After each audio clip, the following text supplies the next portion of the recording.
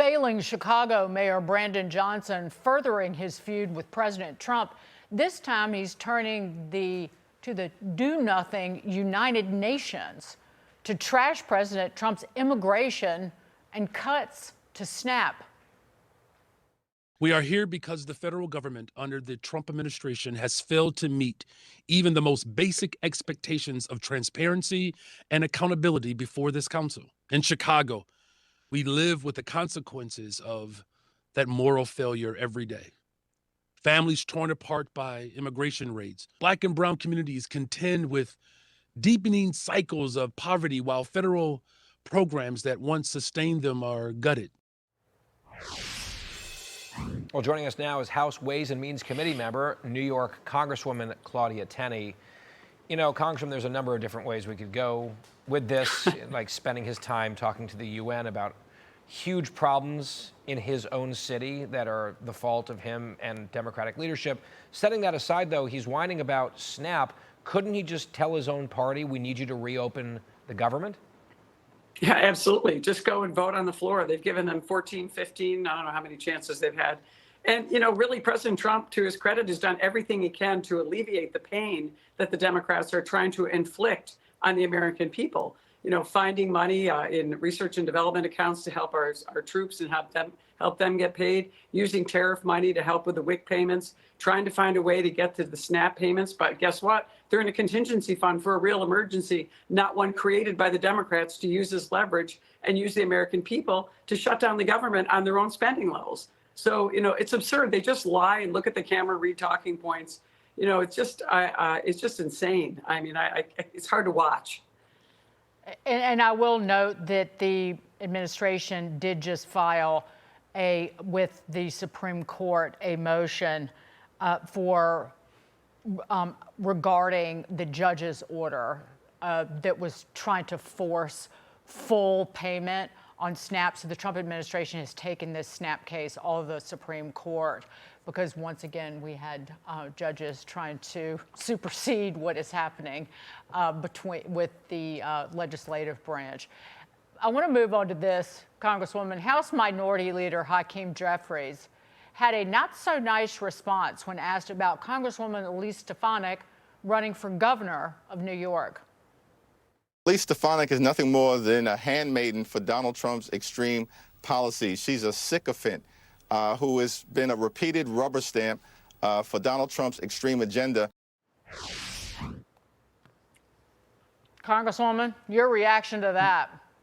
Boy, are they triggered by conservative, principled women. This is the same guy who has a long record of anti-Semitism, who said blacks who are conservatives were Uncle Toms. He's written about this, and now he's attacking a conservative woman for standing up for law and order, or for economic benefits and prosperity for her own state in a rural upstate community. And he's using some kind of sexist trope against her, calling her a handmaiden. It's just absurd, but it just shows who he is. He's a weak leader. He's feckless. He has been just taken over by the far left. They're all falling in line with Mondami, who's his own set of conundrums each and every day, talking about Marxism and envy and everything that stands opposite of what our founders gave us in this wonderful gift of self-governance.